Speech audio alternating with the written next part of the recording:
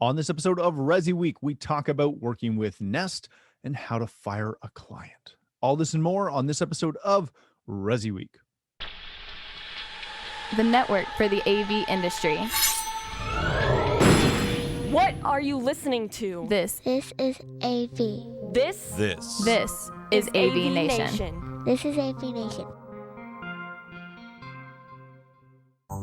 This is ResiWeek, episode 264, Identity Crisis. Support for AVNation is brought to you by Just Add Power, the global leader in video over IP solutions with systems that give you easy installation, unmatched scalability, and outstanding performance.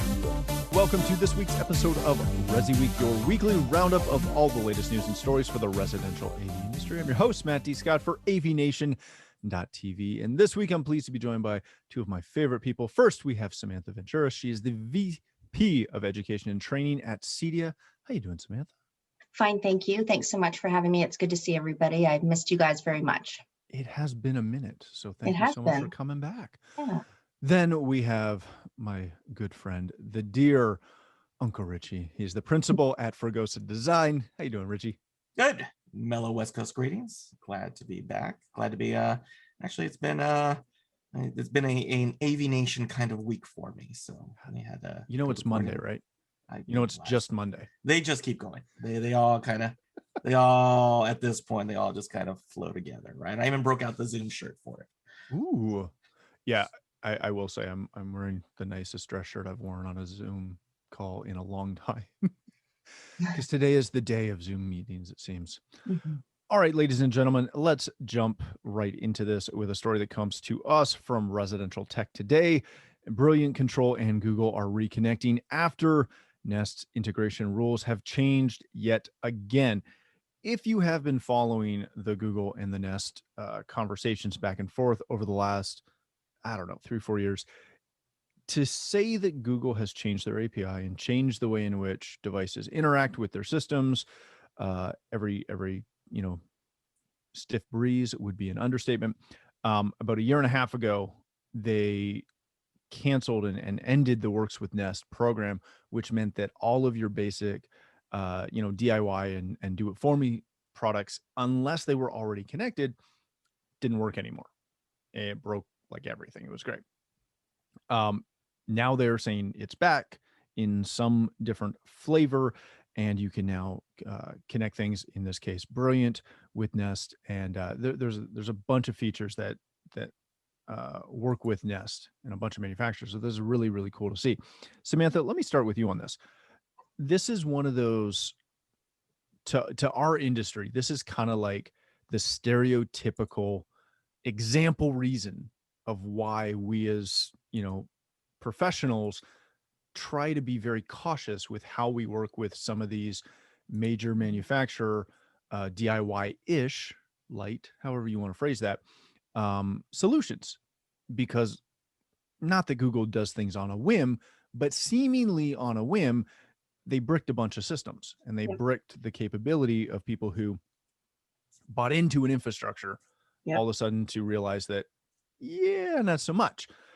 How do we as integrators go about managing that aspect of it? Because these products are here to stay, but more importantly, how do we communicate that to our end users without sounding doom and gloom?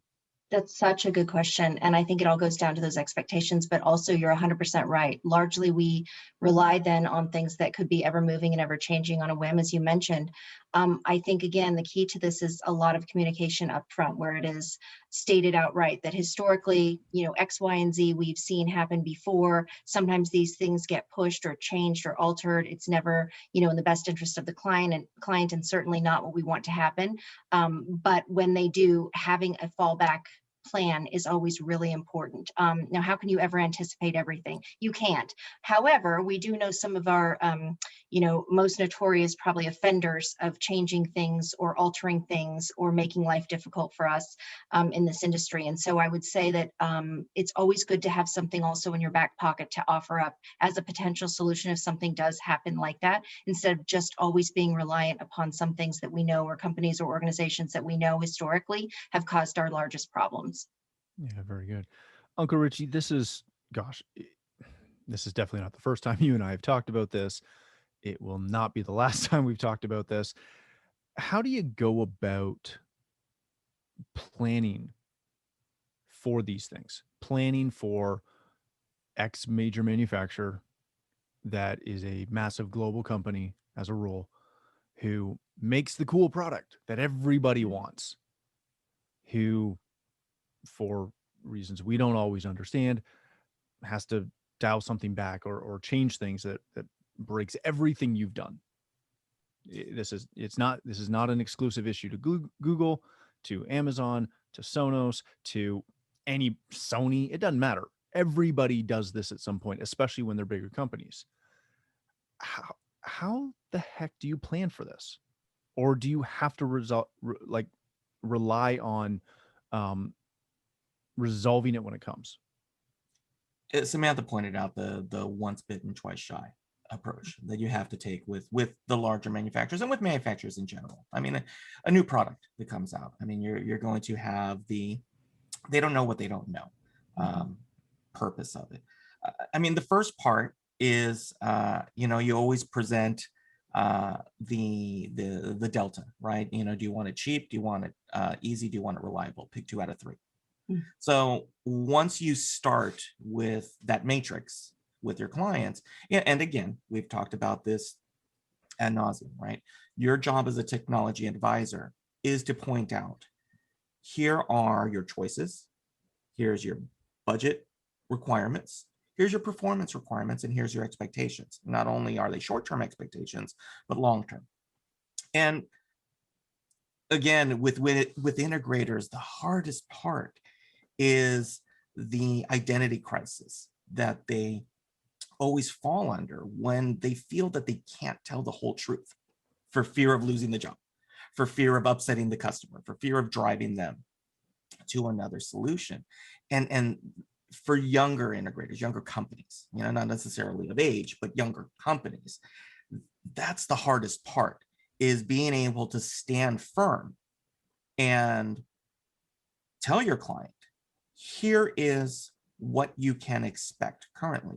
Here is what may happen, not to say it will. And we always have the conversation with people about possible versus probable, right? Mm-hmm. Some companies, it's possible that things could change. Some companies, it's probable that they will change. And you also have to take into consideration, say with the larger companies that are out there, they've got much larger marketing arms behind them. And when you're dealing with a consumer product, and this dials back to, so let's take a look at this, right? ResiWeek is geared towards the residential integrator, the CDA channel, mm-hmm. right? We have to more and more bridge the gap between a consumer direct to a consumer product and a custom product. 30 odd years ago, we've always talked about it. It was rock and roll, You had the Peter McKeans, you had the Simon Runkos, you had all of these people who just said, it's not out there, I'm going to invent it. Nest, its heritage from a founder standpoint, when Tony Fadell built the product, he was the father of the iPod. Yeah. And he said, I want to make thermostats sexy. That was the founder's push to create the product. Nest is a perfect example of what happens when you go from a founder-driven product to something that they hand over to a product manager. And the product manager goes, it's like it's like trying to build something out of committee, right? Once you start building something from committee and there's not a unifying voice, this is the stuff that happens because they don't necessarily consider the downstream effect. All they're considering is the forward progress because they have no historical reference at that point. And that's what we try to explain to clients. The people or the companies that we work for have a vested interest in keeping you happy. Those are our partners. We have ancillary companies who we work with for their convenience measures.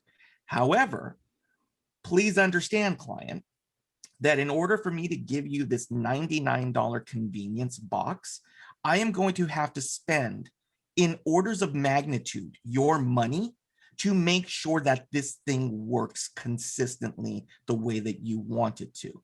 That is a hard conversation to have, but it's a brutal and honest one. And I think that's what Samantha was kind of keying in on from the market and from education, to be able to take integrators and give them the ability to stand firm and say, you know what, this is not going to change. This is where the market is going. We can't hide our heads in the sand and say, no, no, no, not going to happen. It was that Drake one, no, the meme. Thanks for keeping it Canadian. I Keeping like it Canadian. Yeah, very kind. And this was near and dear to my heart, because I mean, I kid you not, I deal with it on a daily basis. And Google, this is just an example of what integrators will continue to face on a daily basis. And as a firmware change happens, and again, they get acquired by somebody else, they get a new product team, and again, it's we see the end result, but sometimes you have to consider that these are companies. These companies have people. These people who are driving the product go to other companies. So now you get somebody new, and now this new person has an idea. And so there are lots of decisions that occur in an ecosystem, especially in large companies, that honestly sometimes have no rhyme or reason. But as the integrator, you're left holding the bag. So, dig in your heels, educate yourself, talk about probable versus possible. And Samantha said, always have a plan B. And we do. We create it in tier levels. Here's ultra reliable, not as convenient. Bridges the middle. We can kind of work with things, or ultra convenient, not as reliable. You have to decide if you want to live with it.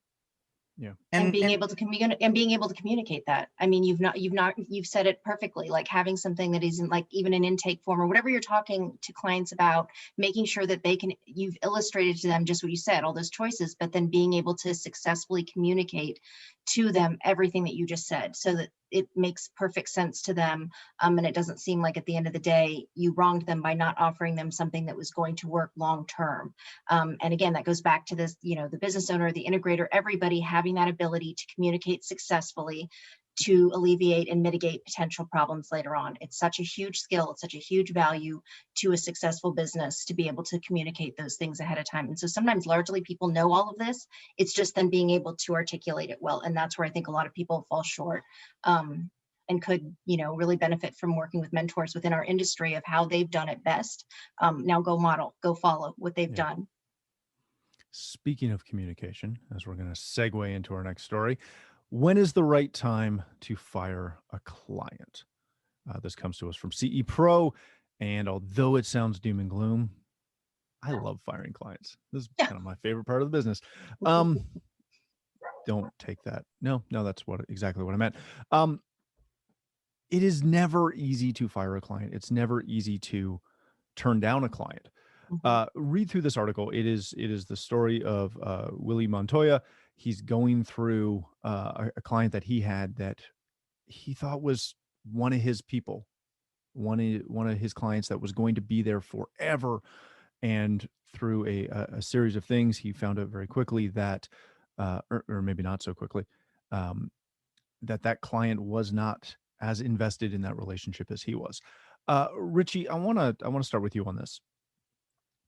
This is one of those things that if you have been in business for longer than a couple of years, I'll say, we've all had those clients who started out great. You either determined fairly quickly that y'all didn't mesh. This was not a good fit. And somehow you had to either get it to the point of completion so you could get out, or in some cases, some drastic cases, end that relationship very quickly. How do you go about trying to know going in where your client is going to be? Because most times, I know in every experience that we've had when we've had to fire clients, looking back, there was enough warning signs that I should have known that ahead of time, or after the first, part of that project, I should have went, yeah, this ain't gonna work. And we have a good system, but how do you go about developing that system, or really getting through the nitty gritty of a pre-screen to know where that client's going to be? So once you're in business long enough, you figure out that, yeah, sometimes it's luck, there's instinct involved, and then there's skill and experience. Skill, experience, and wisdom tends to only occur once you've had your butt handed to you a few times. I'd love to be able to say, oh yeah, absolutely, you're going to get it right every time out of the way. No. If you've been in this business long enough, a couple of things will happen. You will get fired. You will likely part ways with somebody, and you will have frustrations that you have to overcome. It's the nature of the service-based industry. We are a service-based industry. And we were just talking about it before the recording, which there's always human nature that's involved. And we're in a very technical industry, right? We deal with electronics. We deal with what really is a binary world, right? Yes or no. Picture, no picture, sound, no sound. However, as a business owner, or even as a project manager, as a salesperson, any of these, the human nature plays a huge part in this. And when you're dealing with something technical, as I always said, it's not if something breaks, it's when it breaks. You don't necessarily know how somebody's going to react to that. And you have to get through that point of how do they react? Do they view it rationally? Do they accept your solution and your explanation? Or are they irrational? And is that how they deal with frustration? Yeah, that's high level stuff. It really is. You would just think that, hey, I got this thing to work. The TV turns on. The Apple TV gets a picture and I've got an IP address. I'm good to go. Everything's going to go great. This is the skill side. This is the craftsmanship. This is plying your trade. This is understanding how to service the whole project. And again, West Coast Uncle Richie, right? Here's the holistic side of my West Coast vibes of this, but I truly believe it is that there's a holistic approach to this. And you're dealing with people first and foremost. You're dealing with personalities first and foremost. And depending on where your client base is, I deal with C-level executives. I deal with the companies and the people that fund the companies that are in the news. These are demanding people.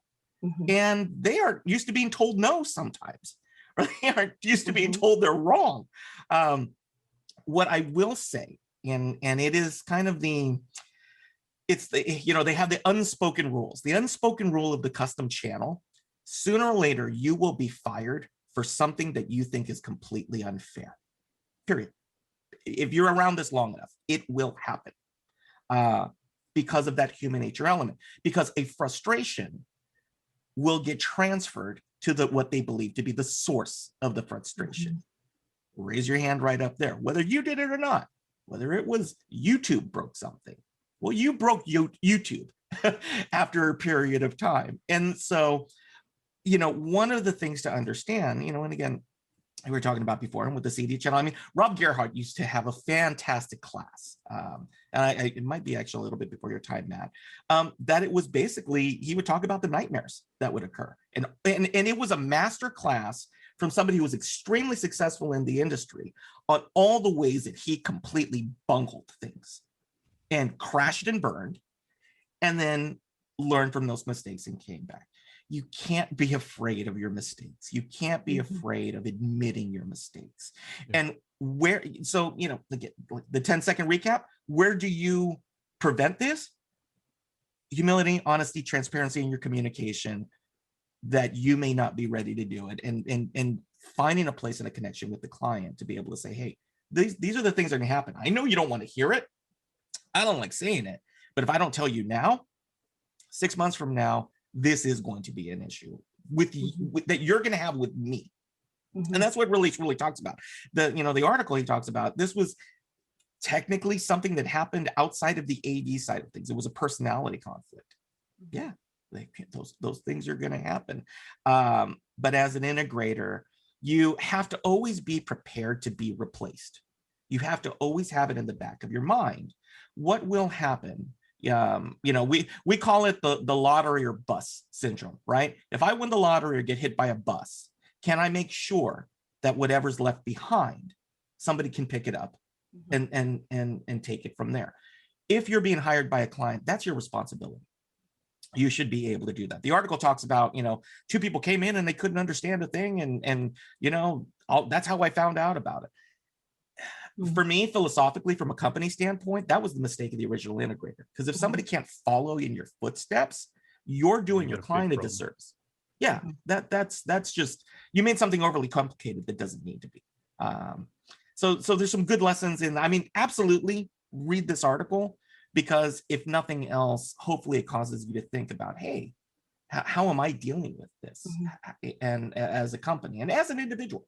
But I want to jump in and I want to say, and this is not exclusive to us. I mean, this is not exclusive to our industry. This is anything. So you don't like something, or working with someone, or your child's teacher. I mean, everybody wants to have a time where you can go ahead and say, I want to part ways with you. I don't like the language of I'm going to fire a client. Instead, it's more, I want to part ways with this particular client because X, Y, and Z. So I want to go back to the root, and I want to start with what Richard was talking about, looking at this holistically. First of all, how reflective are you as an integration firm, as an integrator? Do you go back post-project? And I don't care how big it is. And do you look at some of the pitfalls that happen? I mean, you said it first and best, Matt Scott, too, related to this idea of, do you actually go back and say, okay, I saw some real red flags here, and what were they? Do you do post-project reflective looks with your team at what went right and what didn't go so right? So you can recognize some of these things for the next project that you might be taking on. And then also recognizing that if you're going to part ways, did you actually figure out from the very beginning, you had done a really good job originally to mitigate some of those potential issues where you're talking about, did you lay out the project successfully? Did you go and make sure everybody knew what they should be doing? Did you navigate through particular challenges if it had already been worked on by a different integrator prior to you coming on board? I mean, there's so many of those things, but at the end of the day, I think with COVID, especially during this time of the pandemic, we've noted that a lot of people are starting to, I think, sometimes feel up against a wall in terms of this particular topic of, I now need to please every single person all the time. And that's across the board in every industry. And I think we have to take a look at that and say, at the end of the day, we start to also undervalue ourselves too, in terms of keeping with things that maybe is not a good fit for us. Is your client taking up more time than they're worth? If the answer is yes, then we need to have a conversation about what that looks like. That's not good. If they're being disrespectful to you, to your team, if they're not listening to you, there's some real things to list out. And that goes back to that post-project look. So you don't necessarily take on clients that you can see immediately ahead of time, this is not going to be a good fit for whatever reason. So again, as Richard said, that holistic understanding of what to do prior might help some of these conversations later by mitigating ahead of time. Samantha, let me ask you this, because you kind of touched on it for a second there. How do you go about, because I would argue that, and I'll use my company for an example, the last 8 months, our clients have been more demanding on a whole. They have been dramatically more demanding than they ever have in the past. Yes. Typically, we would get or be afforded a level of grace for scheduling or product delays or what have you. That has been significantly lacking the last, 6 to 8 months. How do you go about, because no one ever wants to break up with a client, fire a client, part ways with a client, depending on how diplomatic you want to be. How do you go about trying to do that in a manner where they're not going to go tell all their friends that Matt's terrible at his job? And I know that there are times that is unavoidable. We've had that happen where no matter what we do, it's done. It's over. We are no longer besties. How do you go about it? Or is there a framework to follow to try and come out of that somewhat unscathed? Absolutely. Now, there is always going to be the exception and not the rule, where you're going to have some that no matter what you do or how you handle it, it's never going to be enough. We can always recognize those ones as well. But I think we lump everybody into that category, and that's not true at all. We meet our clients where they are. And sometimes that is depending on the climate of the actual, where we are in the world and this year has been a tough one, they're not going to be where they've been before. Conversations and humility, and also understanding that there is so much more of a component right now going on for each of us that's personal struggles that have nothing to do with business that we have to be aware of. So when someone's having a conversation with you that seems quite heightened and you're wondering where it's coming from, recognize the iceberg of who that person is. You're seeing the very top that you're working with. There's a whole layer underneath that probably has a lot of other things going on for them, and you're getting the brunt of it. So when you meet them where they are, it means that your communication at all times remains very professional, but also, and not in an inauthentic way. You're really caring about where they are. So this is the most that I can give to you, being very upfront with that. And also recognizing that within your conversations with them, and I recommend a real conversation with them, not just an email. Yeah. Real conversations with them start from, I hope that everything's going well, or I was sorry to see that this has happened, or really understanding where they're coming from, and then recognizing that you need to be very honest about what you can do and what you cannot do with them. Focus on that care or concern in the conversation, not what you're necessarily delivering. And there's a difference there. And I think sometimes we try to wrap it all into one thing and then we fail because we didn't necessarily deliver on the final thing. If you're delivering the whole experience in a real meaningful and authentic way, even if you don't get to the end result of what you thought you could or what you wanted to give to them, you did it the right way. And honestly, that word of mouth, that is what travels later on from a client that you may not have pleased or didn't necessarily come to fruition at the very end how you thought it was going to be.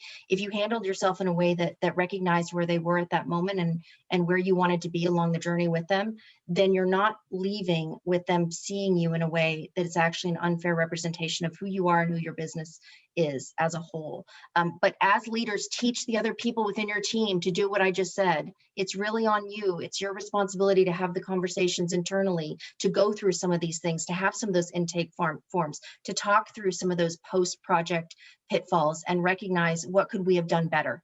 Should we have communicated earlier? Should we have come back at the end and stated, XYZ here, but we did it framed in a way that made sense as opposed to just this person was difficult, that's it.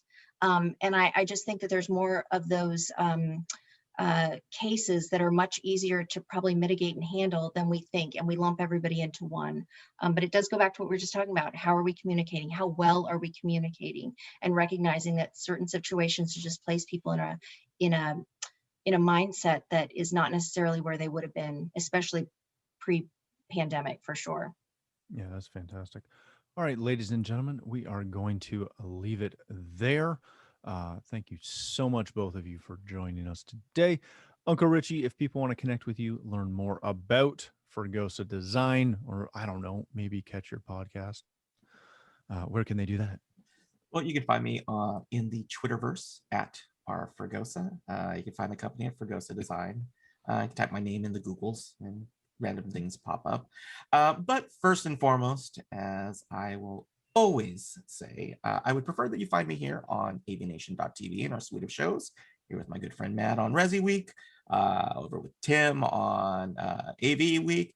And hopefully you can visit us on our show about the control systems industry, A State of Control, with my partner and good friend Steve Greenblatt.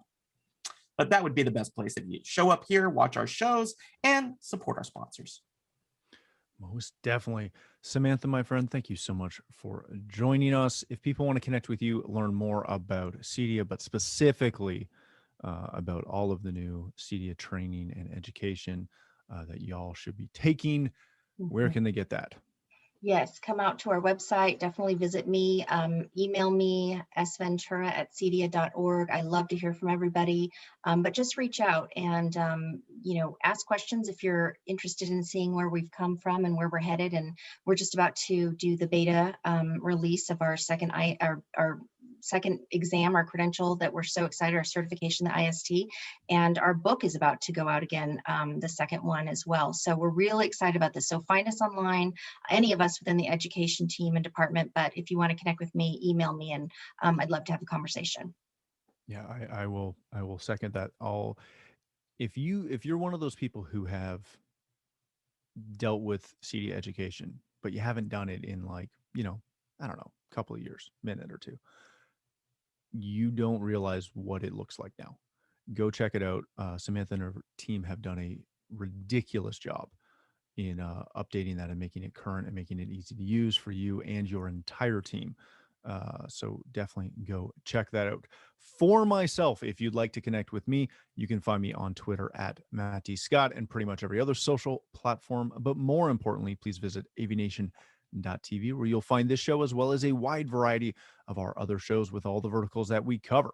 When you visit the website, please take a moment to check out our supporters. We are extremely thankful for their support and ask that you check them out as well. Thanks again for watching. That's all the time we have for this episode of ResiWeek.